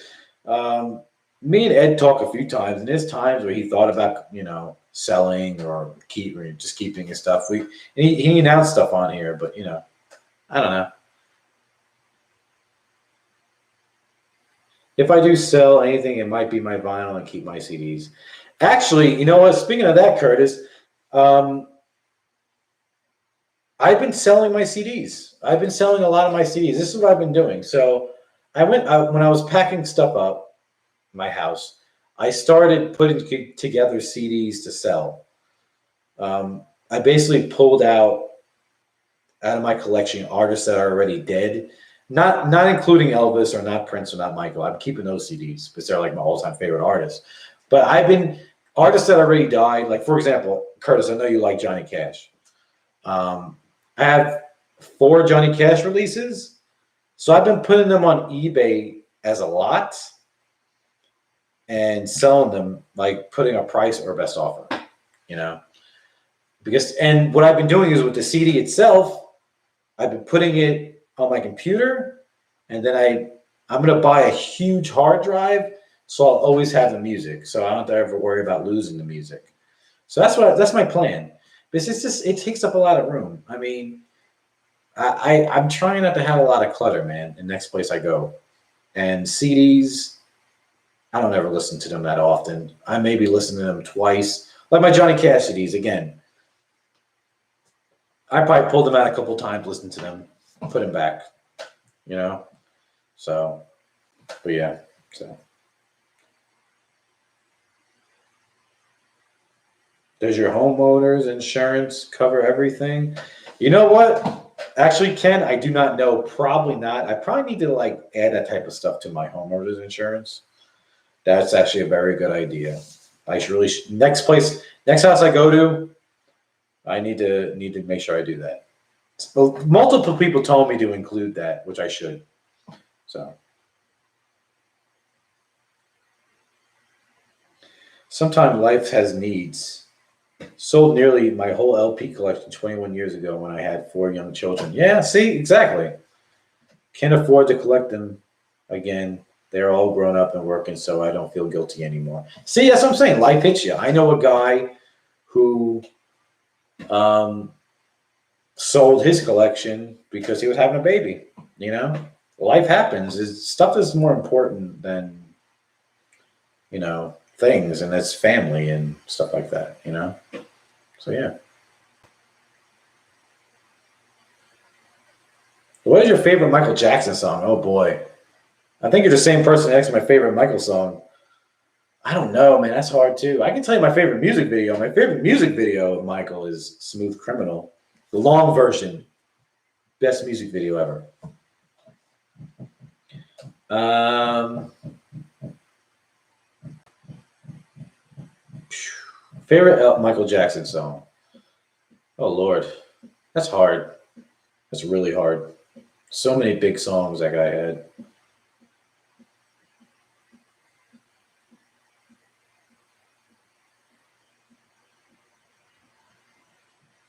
Um,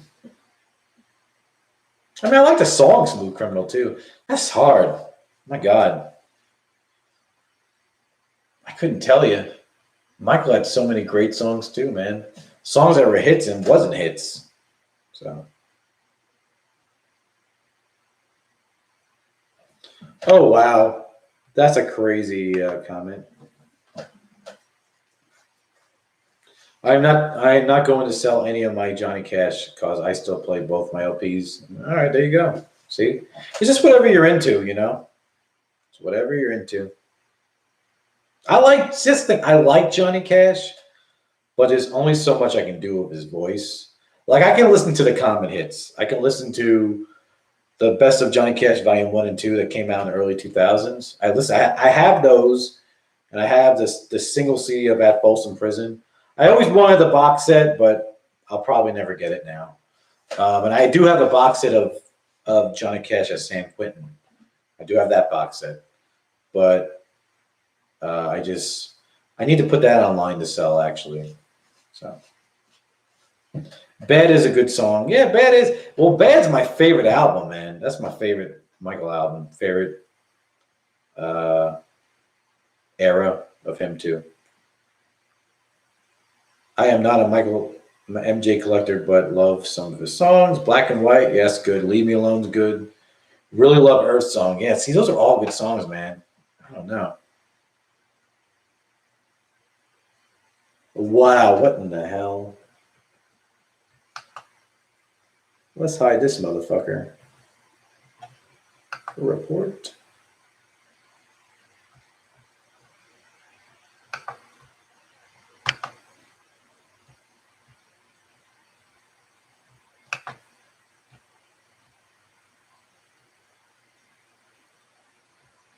All right, can you guys give me just a few minutes?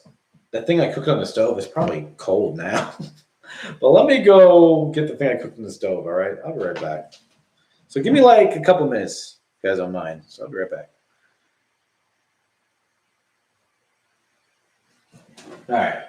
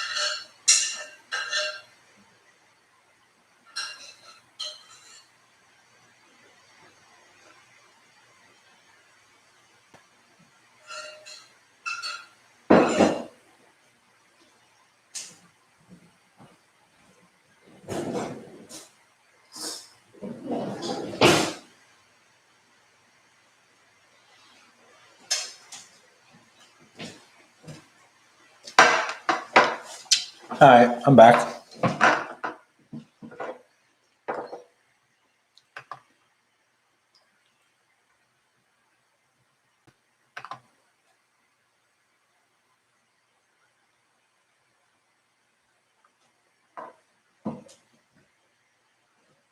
A lot of new cars don't even have CD players. That's true. A lot of them don't. I have an older car from like 2007, so mine still does. But I know a lot of people who have new cars, yeah. Everyone just Bluetooths everything.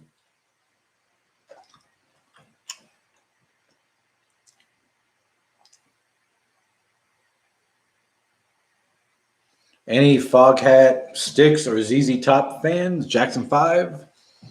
I have a Sticks Greatest Hits CD. I think I have ZZ Top's Greatest Hits, and I do have Jackson 5. I don't have any Foghat stuff. But... Oh, wow, you have a 6 CD changer? That's cool. Foreigner or Bad Company? Or AC/DC. You know what? I have none of those in my collection. I don't have any Foreigner, Bad Company, or AC/DC. But I do enjoy some of their songs, you know.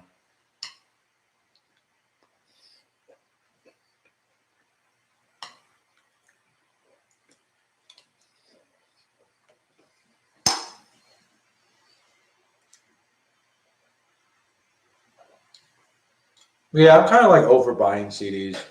I really am. Once I find some at Goodwill, that's the only time I'll. Of course, if there's an Elvis release or a Prince release, yeah, I'll buy those. And I like buying. You know, another guy I buy a lot of their releases, Garth Brooks. Anything Garth Brooks, man, that's for me. Really, just people I really, really enjoy. I'll buy. So that's about it.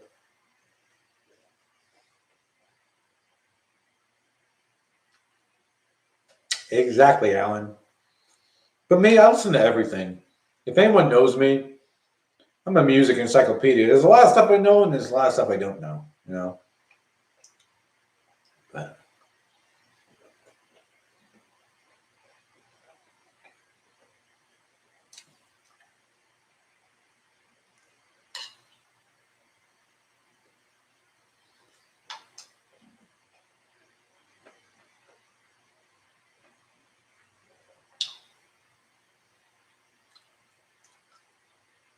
Yep, Curtis, I know you like Shania Twain. I have all of Shania Twain's CDs that she came out with. Oh man, Garth Brooks. Excuse me, I'm sorry. Garth Brooks is amazing. I seen him twice in concert too. The best song. I mean, The Dance is a great song too. I love it. The Dance is up there. But to me, the best song he has, as far as like a ballad type song like The Dance, is The River. The River is just such a beautiful song. Good meaning. To me, it's like how Elvis, If I Can Dream is. That's to me what The River is of Garth Brooks. You know what I'm saying? Just a beautiful song.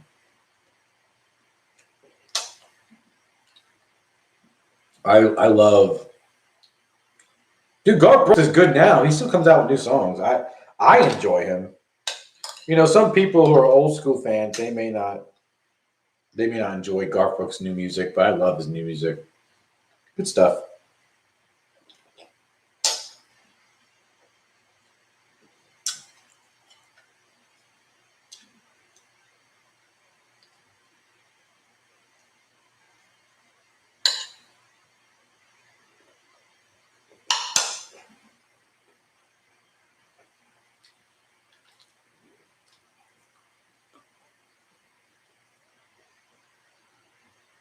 So what was your best concert you ever went to? Oh man. My top 3 best concerts. This is hard. I mean, Prince is probably number 1. I saw Prince twice. Oh man. The first time I saw him was amazing. It was with this whole band. But then I went to his second one, and that was his last show he ever did in his life. I went to that, so that's cool. Garth Brooks is up there. And a few years back, I saw I saw Lenny Kravitz. That was, oh my God, that was an amazing show. Good stuff. But Prince has probably always be number one.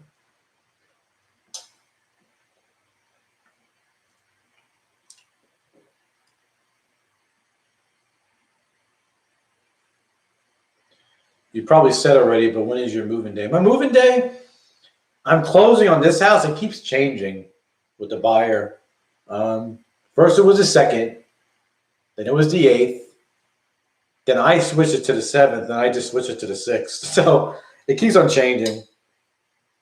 So the 6th, by July 6th, everything has to be out of my house, which I don't have much left. So Shania is coming back to Vegas sometime this year. I saw Shania too in concert. That was good. I saw her about 5 or 6 years ago. Wow. That was a good concert also.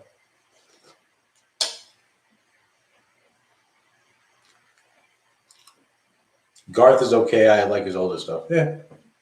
It's your style. How far do you go back in rock and roll? 50s, 60s, 70s? I go back to the 50s, man. I love 50s rock and roll. I love, my gosh.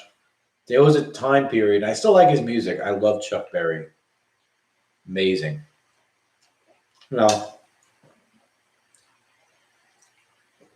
I gotta say, Chuck Berry. Love that guy.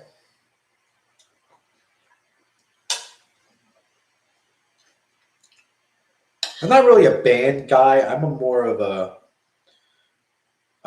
a solo artist guy, So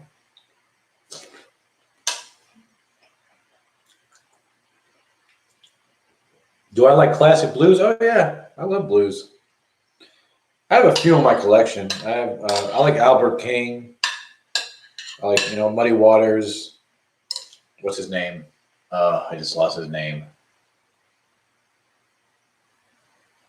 Damn it! What is his name? Oh, Howlin' Wolf. I love Howlin' Wolf.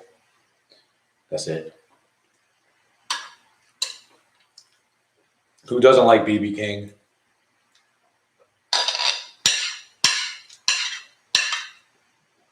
But yeah.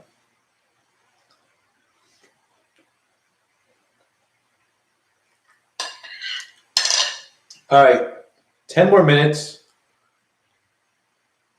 I'm probably going to get off of here.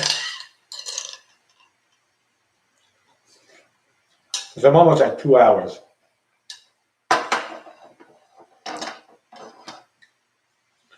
Fats Domino, Little Richard. I love Fats. I like Fats Domino. I need to listen to more of his stuff. But I love, oh my God, Little Richard, man. He was amazing. Little Richard, he had the power of that guy's voice, that the songs he sang was ridiculous. Like the song Lucille. Lucille. I can't even do it, but it just comes. He had the voice, Little Richard, that it comes from down here. Like he just pushed, but it sounds good. Little Richard, when he died, I was listening to a lot of his stuff. Oh my gosh. What an amazing, no one sounded like that, man. I like Fats Domino too, though. A lot of people covered his songs. Like Ricky Nelson doing I'm Walking. Yes, indeed, and I'm talking for you and me, and I'm hoping, or something like that, Jerry Lee Lewis, he's all right. I like Jerry Lee Lewis. Buddy Holly, he's all right. They're good, I'm more of the, I like more of the, I guess the African-American rock and roll stars. They just, I don't know. I mean, of course, besides Elvis, Elvis was inspired by a lot of those guys and liked a lot of those guys. But I love I love R&B and the really bluesy stuff. I love early rock and roll. Like Chuck Berry, man, gosh, I love Chuck. If you guys don't ever listen to Chuck Berry like that, let's check him out. You got to. One of the best concerts I ever went to was BB King at a small venue in Blackpool, UK in the early 90s. Oh, man, I bet you that was amazing. I know a guy who saw BB King. He told I used to work with him. He was my boss at one time. He grew up in Athens, Georgia, his whole life. And Athens is like a little music college town, so there's a lot of little clubs that up and coming people play, and or maybe people just play small venues. And BB King was one of them. He said, "Johnny, I saw BB King. There was like nobody there. Because I sat right in the front row, and he's just sitting on this stool playing his guitar. He goes, it was the best freaking thing in the world." I said, "I bet." I remember one time I wanted to see BB King. It was a few years before he died. I wanted to see him, but I never got to see him. But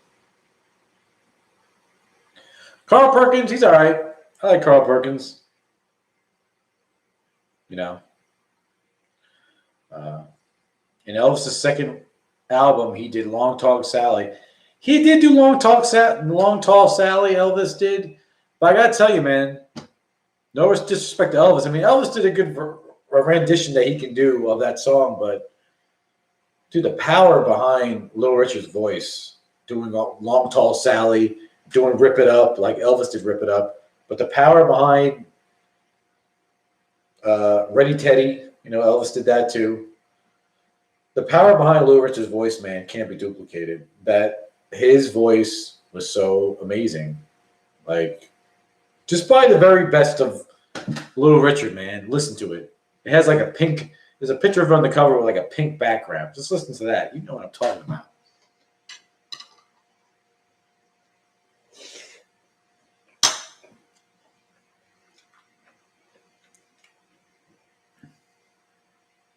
Good golly, Miss Molly. Sure, actually, I do own a beautiful shape Little Richard 45.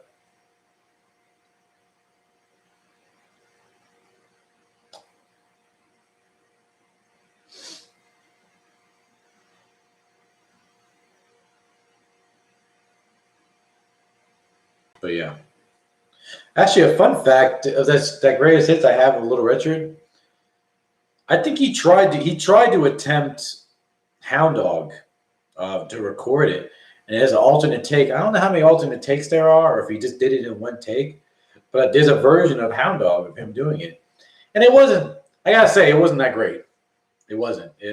It's just like he's just playing the piano. He's like, "You ain't nothing but a hound dog." The time. It's like kind of regular. It's didn't have that power behind his voice like he usually did. Like, "You ain't nothing." It probably would have been awesome if he did it hard, but. But yeah. So.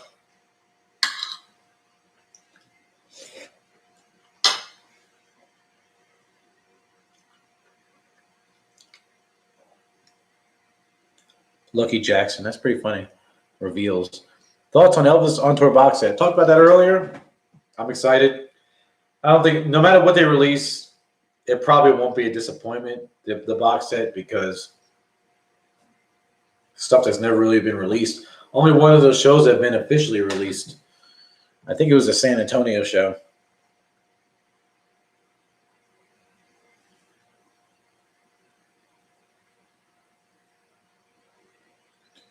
What do you think of?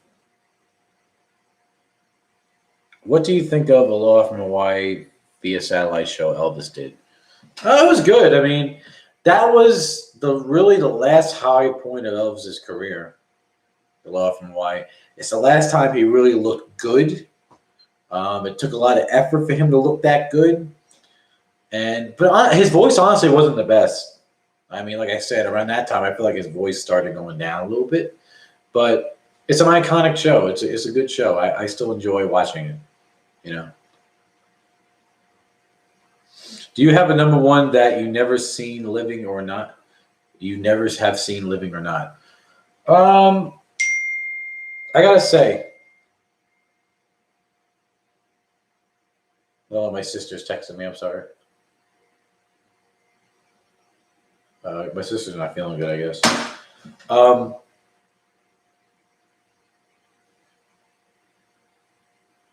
What was I saying? Damn it. Let me see. Oh, living. My favorite number one, living or not. Okay. I would. What was that? I just heard like a huge bang. Did y'all hear that? I don't know what that was. Anyways, I would love to see Stevie Wonder. He's still alive, but I don't know if he really performs live anymore, because he is up there in age. I would love to see Stevie Wonder. Hold on a second. Ugh. Trying to figure out what that Big Bang was, boy. Huh, I don't know. Anyways, so yeah, I would like to see Stevie Wonder. Female, I would love to see Sade. I'm a huge fan of her. Oh my gosh, you have no idea. She's not bad looking for her age either. Have you heard Albert King Does the King? Great alternate versions of Elvis songs. I have. I own it. I actually got that in the past few months. I've been looking for a good copy, and I finally got a good copy. It's off Stack Records. Love it. Original, beautiful. I've had a beautiful original pressing in the shrink. Too much money for the Elvis on tour box set? Lucky Jackson's? Probably. It's going to be a lot of money, but they know people's going to pay for it. You know, that's how it is. You got to pay to play. And they're definitely going to take advantage of us. I'll tell you what.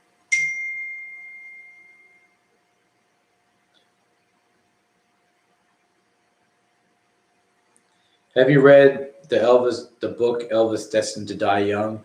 No, see, no, I need to read more books. I went through a phase a couple of years ago. I read a lot of books, and I need to read that. You know, there's a lot of books I need to read. I don't think I even finished the Prince biography, The Beautiful Ones. I didn't finish that yet, neither. But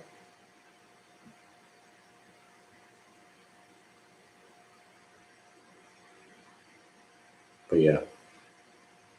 And yeah, I love Stax Records. I love their stuff. All the soul stuff, like, you know, Isaac Hayes, Sam and Dave, all that. That's good stuff, man. I love soul stuff like that. When I went to Memphis, I went to Stax Studio, where all that stuff was recorded. All right, people. I'm almost at 2 hours. I'm about to get off here right now. So let me just answer these few that are left.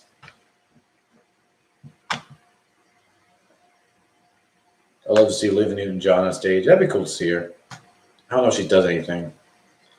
I have actually liked Dazing's Elvis album. Have you heard it? No, I haven't. I need to hear that. It's like I was part of the Misfits. Somebody told me it was good. Another person told me it was bad. I do have to listen to it. But all right, people. I'm going to get off of here now. I just want to say as always, I do appreciate you guys coming in here, showing me some love. I'm trying to squeeze in a few videos here and there before I move. Hopefully, I'll get a house quicker than later. This whole market. I do appreciate you guys coming by, having a conversation with me.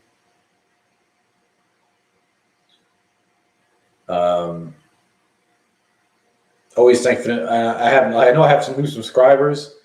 Thank you guys for subscribing. Thanks for the love and support. But you know what, people, it's time for me to get out of here. So I hope you all have a good weekend. Hope you all have a good Friday night, good weekend. And happy Father's Day to whoever fathers down there. That's right. Sunday is Father's Day. So happy Father's Day.